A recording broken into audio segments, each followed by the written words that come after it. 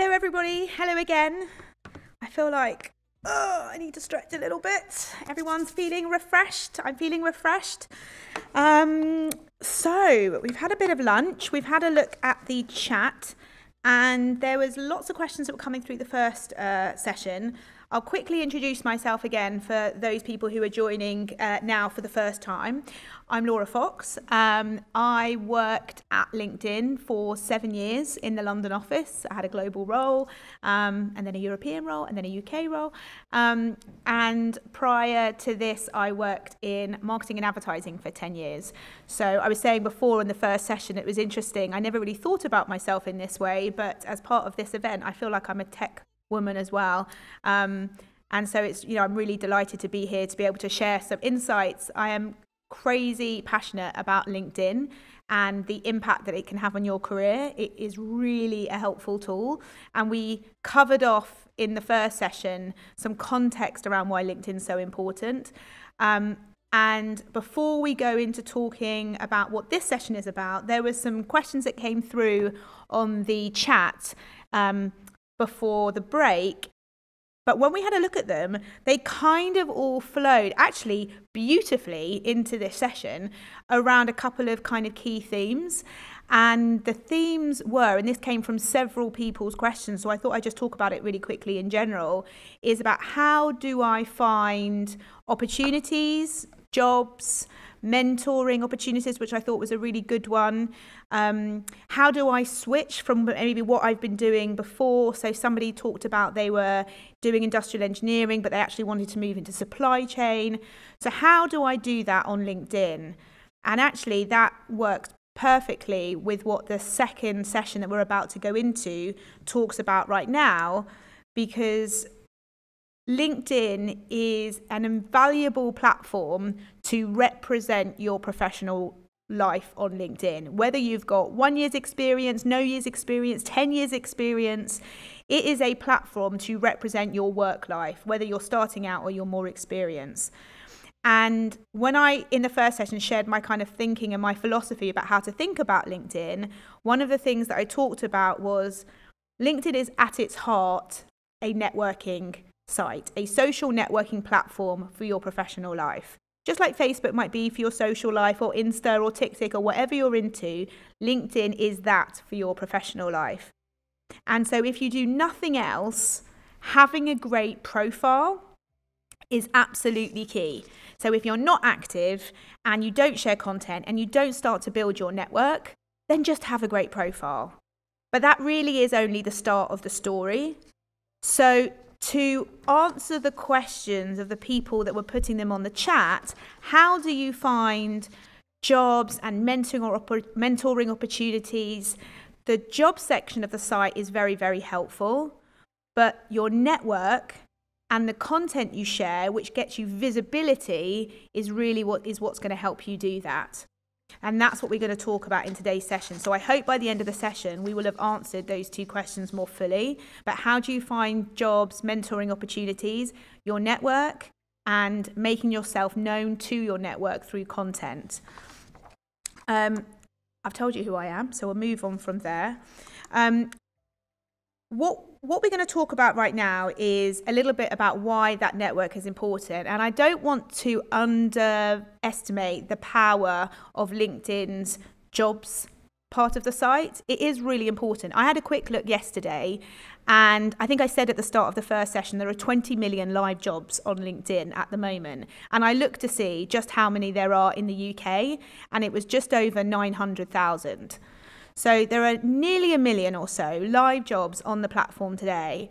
And we know that the world is in a very strange place right now, and it's particularly hard for graduates and for people starting out in their career. The economy is really, really tough.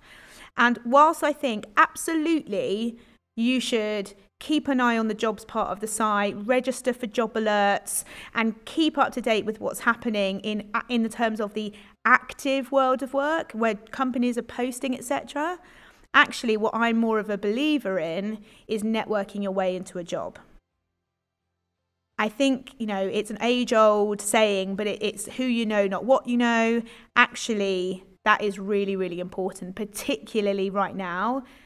the world is in a strange place. It might be someone that helps you find the next opportunity rather than just finding a listing on a site. And so a really great way that you can do that is by building your network and growing content. So I'm just going to pause for a second. Here's a poll. There's a question going out for you in the chat box, and I would love you to answer this question. And I won't necessarily get the answers back, but I'm going to take a guess at what some of your answers are going to be. What I'd like to ask you is how many connections, for those of you who've got profiles, do you have?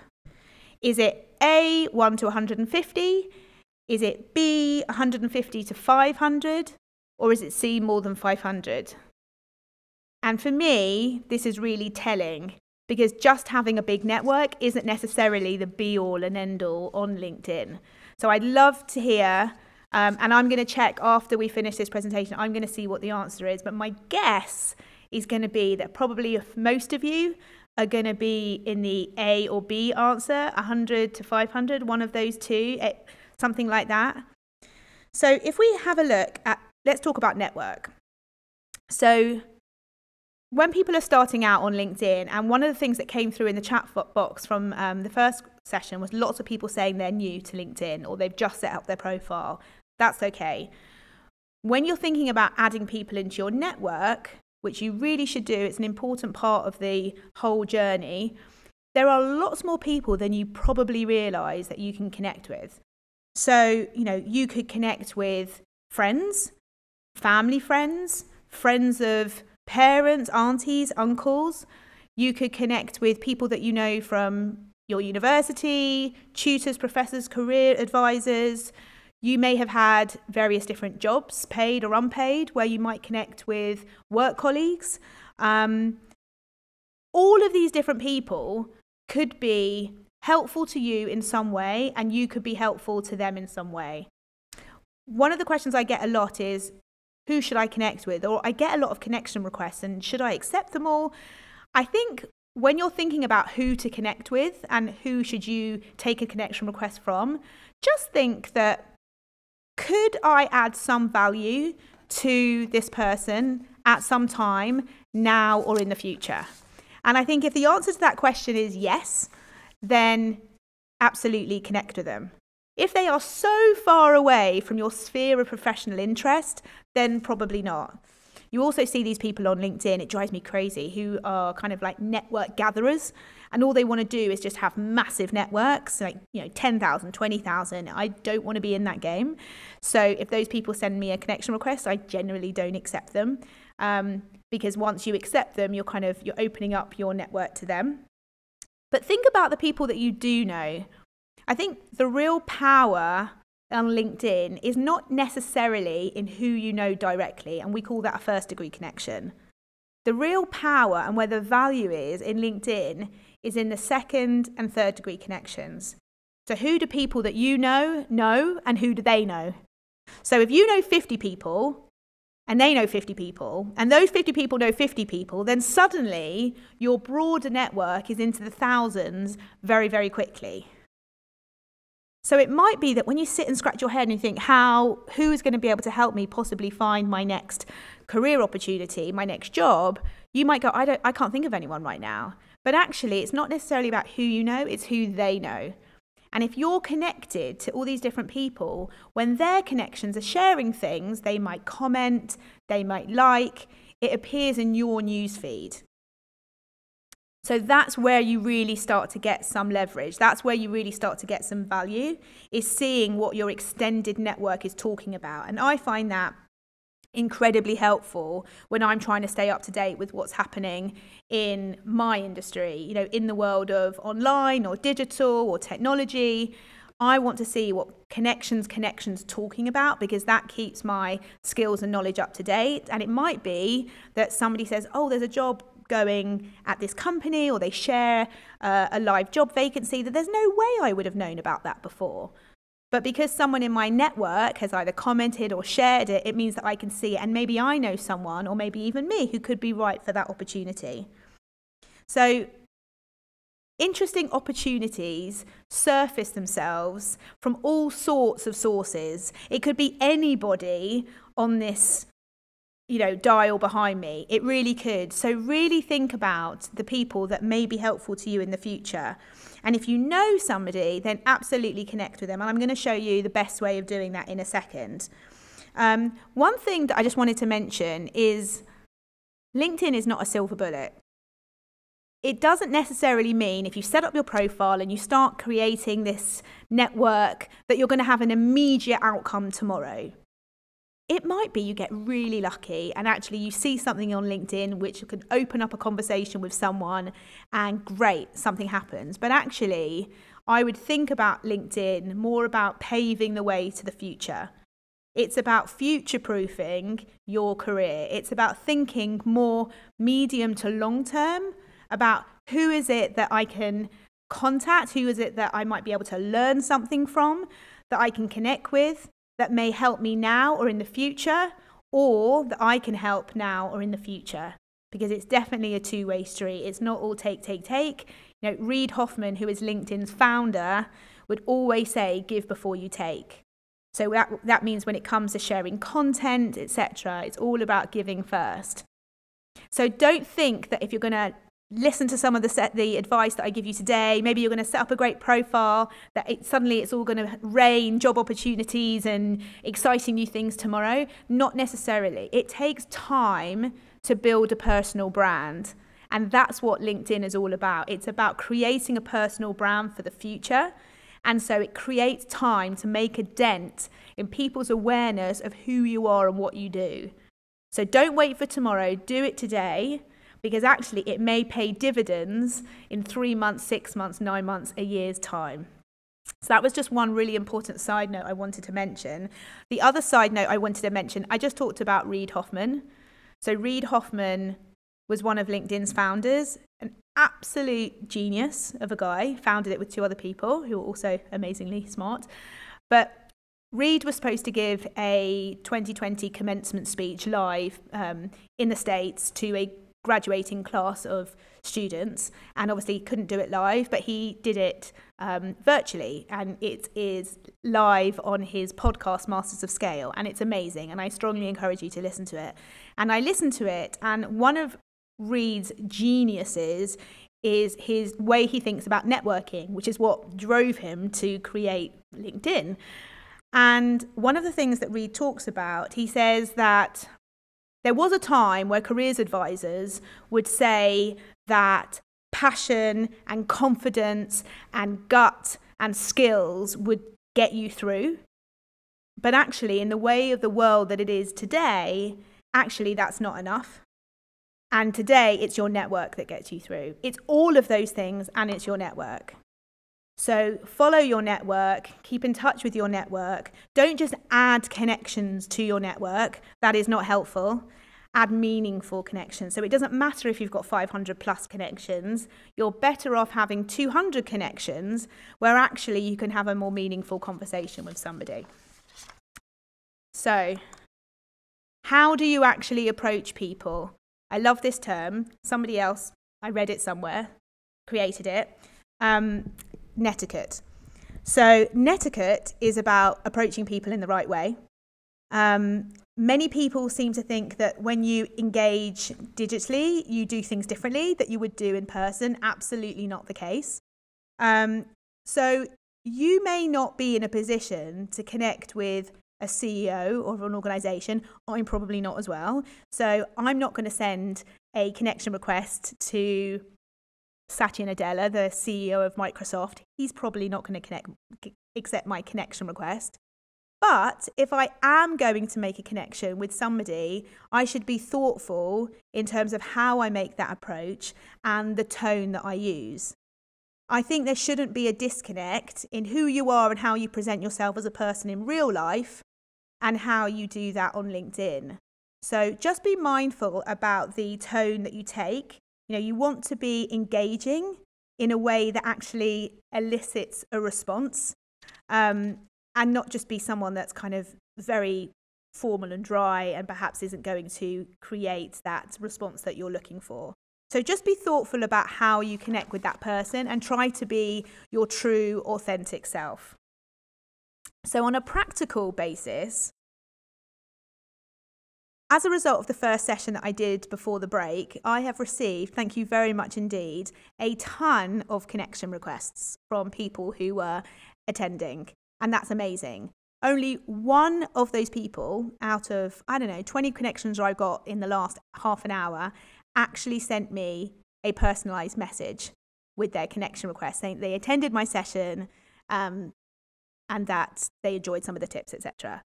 So actually that person has completely stood out compared to the other, let's say 19, who just sent me a connection request. They just pressed that button.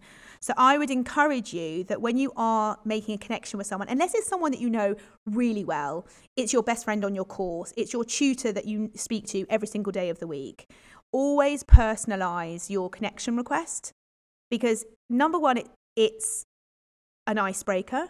So, as and when you actually want to talk to that person about something, they may just remember that you introduced yourself, or you said hi, or you told them why, most importantly, you wanted to connect with them.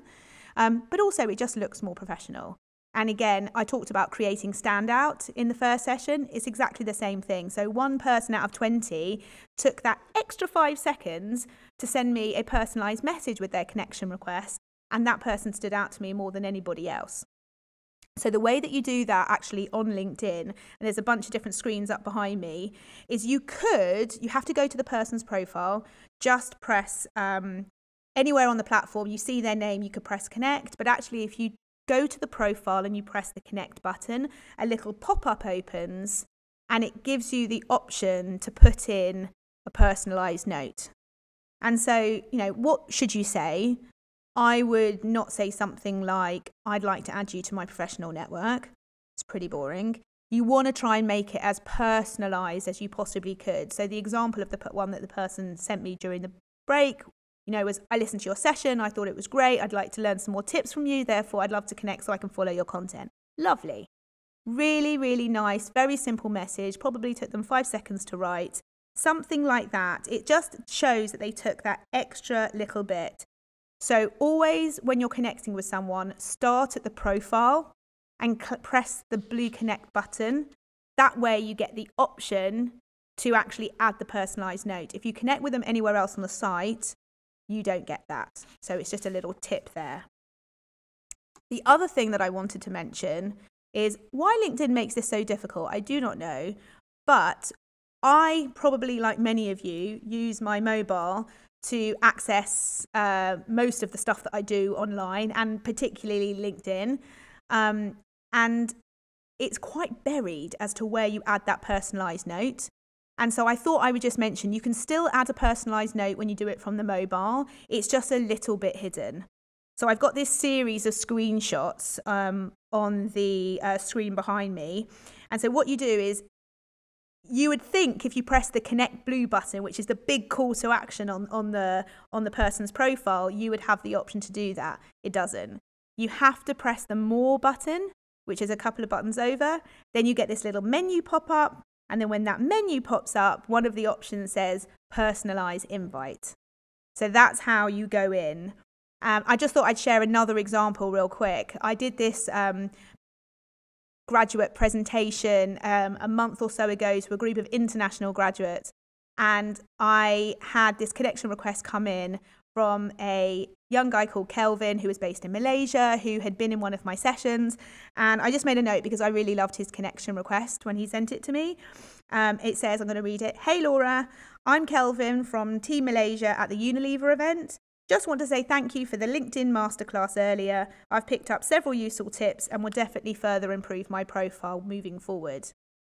And a bunch of people at that event connected with me, and Kelvin's content now comes up on my page. And to be honest, if Kelvin ever asked me to help him with something, I probably would. So he's broken the ice. He's made himself known to me, and he did that. I messaged him. I said, "How did you do that? Why did you do that?" And he's like, "Well, you told us to, and I did it through the mobile app." So I just thought I'd give you that example. So I'm going to go on to talking about content, but just to wrap up this piece on network, add people to your connection group. Be thoughtful about who you add. Be thoughtful about how you add them. If you can write a personalized note, I encourage you to do it, and be natural, be yourself in terms of the tone and the style that you can do it. There's no need to add hundreds and hundreds of connections. This is not a numbers game. It's more about adding meaningful connections, because as Reid Hoffman, our founder, says, it takes a village.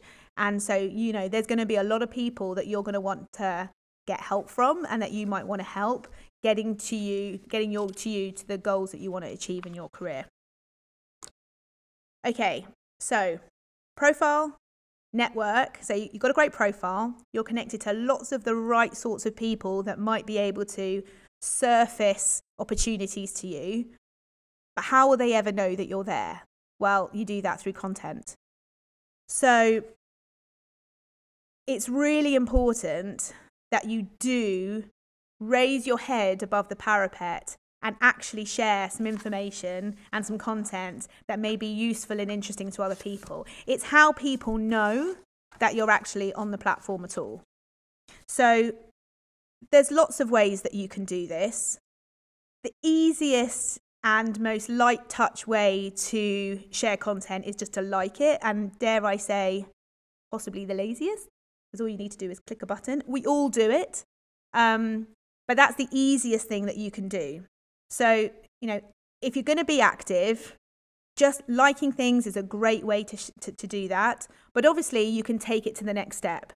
So if you want to position yourself as somebody that's credible and worthy of getting to know, having an opinion, having a voice about something that's happening, things that are happening in your space, what it's like to be a student in the working world right now, having an opinion in some way is really, really, an important thing to do.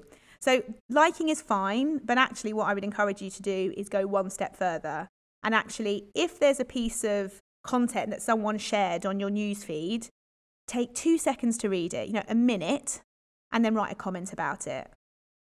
Keep in mind that all the other people that you're connected to are sharing content for exactly that reason. They want to be engaged with. So I always say, be a good LinkedIn citizen and share, comment on their content, share their content, because you want them to do that to you too. So try as much as you can to comment, like, and share. One of the questions I get a lot, and dare I say objections, is, isn't this not going to take me so much time? I don't know if I've got the time to do this. I'm already on Insta and I'm already doing all these other things. Actually, I would say LinkedIn is a 5-minute a day job. I mean, really and truly, to go on from the mobile app, to spend 5 minutes a day having a look at what's happening in your network, looking, browsing through your newsfeed, finding something to comment on or to share from a content point of view. Really, that's, accepting any connection requests that you might have, sending out a connection request with a note. It's really a 5-minute a day job. So it's not something, people don't come onto LinkedIn to dwell and spend a lot of time. It's not like you might do on TikTok or Insta or some of those other things. It's really because it's got that, you come with a professional mindset. People come to do quite specific tasks. So 5 minutes a day is really all that you need. And so the sorts of things that you could share would be things that you would find interesting to other people. It shows that you know your stuff, that you're on the ball, that you have a passion for your subject. If something sparks your interest, comment and share it. What I have always said and what I love about LinkedIn is that it's a completely level playing field. It doesn't matter whether you've got years of experience or whether you're fresh out of university or you're starting in your degree. The platform is a level playing field for everybody. We've all got the same opportunities to engage in the same way. So absolutely, it's there. It's free. You don't need to pay for it. You don't need a premium license. It's all there. It's free. So all you need to do is just jump in. A couple of practical points. How often should you go on? 5 minutes a day. If that's challenging, I'd say do that 3 times a week. And the best days in terms of the best days that you'll get engagement are Tuesdays, Wednesdays, and Thursdays. Those are the days that LinkedIn has the highest traffic. Because I guess if you think about it, people come to LinkedIn when they're in a professional headspace. Mondays, typically, people are starting their work week and they're getting themselves all ready for the work week, and perhaps their social, professional network isn't top of mind. Come Tuesday, they're more in that space. And then by Friday, people are starting to wind down for the weekend. So it kind of makes sense. So Tuesdays, Wednesdays and Thursdays, if you want to spend that 5 minutes, those are the days to do it. Another point is organic posts. So where you share, if you see an article or something that you think is really interesting, actually copy and paste that link into a new post and share it as an organic post. They work better from an engagement point of view. LinkedIn's quality algorithm is a magical thing that we don't know, loads about. But what we do know is that it will rate quality content, and it views that in a lot of different metrics that people think is valuable. So how long they hover over it in the newsfeed, how they click on it, etc. So try and share content that you think is most valuable on those higher traffic days. This is a bit of a did you know? So in order to have a really good experience on LinkedIn, I always think the newsfeed is only as good as what you put in as what you get out. So the algorithms that power the site are trying to guess what you like. And it knows that by the information you've got on your profile. It knows that by the people you're connected to, by the content that you're engaging with. But actually, if your newsfeed, if you look at it and you think, this is not really doing it for me, like I'm not really seeing stuff that's interesting, you can actually tell the algorithm what you want to see. And you do that by following certain content. So did you know that you can follow people? You can follow companies, you can follow hashtags, you can follow influencers, and I strongly encourage you to do that. So if I was starting out my career journey, if I knew that there was 10 to 15 companies I would absolutely love to work for, look up those companies. I can tell you they will probably have pages on LinkedIn. How active they are, who knows? But a lot of companies these days are spending a lot of time invested in their LinkedIn communications. Follow those companies. There's always a blue follow button, and it means that you'll start to see that content. As a side note, if you do actually apply for a job on LinkedIn, there's a really cool filter that recruiters have in the back end that they can filter people that applied for their jobs by followers. Because if somebody's already basically said that they're following their company, it already looks like they've got an interest. So that's a good flag to a recruiter. So go on and follow companies you're interested in. If there are influencers or key people in the industry, take some of the speakers that we've had today, follow those people. You don't have to connect with them. Actually, some people will actually hide their connection button, like take the CEOs of certain businesses, but you can still follow them. You can still follow them to get their content. You don't have to connect with people, and those people may not want to connect with you, but you can follow them. So there might be 10 people in the industry that you really want to know what they've got to say, and you want to make sure you get their content on the newsfeed. Follow those people and follow hashtags. So you could follow a hashtag, and if you do a search on LinkedIn in the search box at the top, it will tell you how many people are following that hashtag, which gives you an idea of how popular it is. So you could follow, for example, women in STEM. You could follow women in technology. You could follow female engineers. And it basically means that anytime anybody uses that hashtag on a post, you will get it in your newsfeed, which again is keeping you up to date with what's happening in this space. And the last thing is groups. So I had a very quick look before. There are tons of women in STEM groups. I can't vouch for how good they are in terms of how engaged they are because I haven't actually joined them. But just by doing a search for women in STEM groups, which you can do, I found 3 groups. One called Women in STEM, one called STEM Women of UK, and one called Inspiring Women in STEM. And they all had hundreds of people in those groups. So I would strongly encourage you to go on and have a look to see if some of those groups might be relevant to you. They also have BAME groups for women in STEM, all sorts of things. So that could also be a really good source of knowledge and a good way to connect and engage with people in this space. So all of these things are a great way to kind of allow you to sort of start to build a solid profile and personal brand, so that you can start to share content that positions you as being somebody that's credible in this space. I just wanted to share this. I think this is one of LinkedIn's unsung heroes, and a lot of people don't even necessarily know that it's there. So when you go onto LinkedIn, across the top navigation of your page, there is one of the options is called My Network. So there's your profile is one of them, jobs is one of them, notifications is one of them. It's the top navigation across the page. And one of them says network. Now, I never used to use this. To be honest, I just got to glance over it and never really look at it.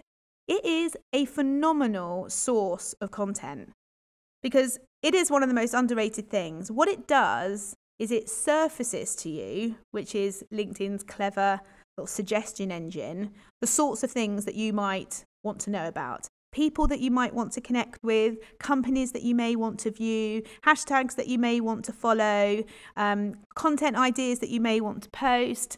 It basically is suggesting all of this stuff for you. So even if you can't think about the stuff that you might want to look for. So I was having a play on here yesterday, and one of the first people that came up in my people you may want to know was somebody that I graduated with from university, who now has a really amazing job in industry, moved from the UK to the States. And I was like, how can I not be connected to this person? You know, our professional lives totally align, and we were friends at uni, but for some reason we've managed to avoid being connections on LinkedIn. So I sent this person a connection request straight away. They accepted it. I sent a nice note with it, and now we have, found each other again after, several years. And I wouldn't have done that without this page. And who knows where that opportunity is? It goes back to the point I was saying before. LinkedIn is not necessarily about opportunities today, but it's about kind of creating a path for the future. So go on and have a look at that. You can also just go to linkedin.com/my network, and that's another way, but it is across the top navigation. So it is a massively underrated resource of content. So if you're ever not sure kind of what to post or who to connect with, go on there.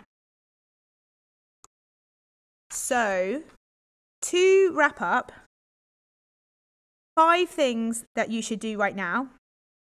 Number 1, grow your network thoughtfully. What I would do is actually just straight away tomorrow, try and add 10 new people to your network and send all of those people a personalized connection request at the same time. Number 2, follow 10 companies that you'd quite like to work for, which means you'll start getting their content. And not only that, it will add those companies into the interests box on your profile. When people are looking at it, they get an idea of the sorts of things that you're into, which is really cool. Follow 5 influential leaders in your sector. You never know what sort of information you may come across. It could be Richard Branson, it could be women in engineering, it could, all sorts of things. Try and be more active with content.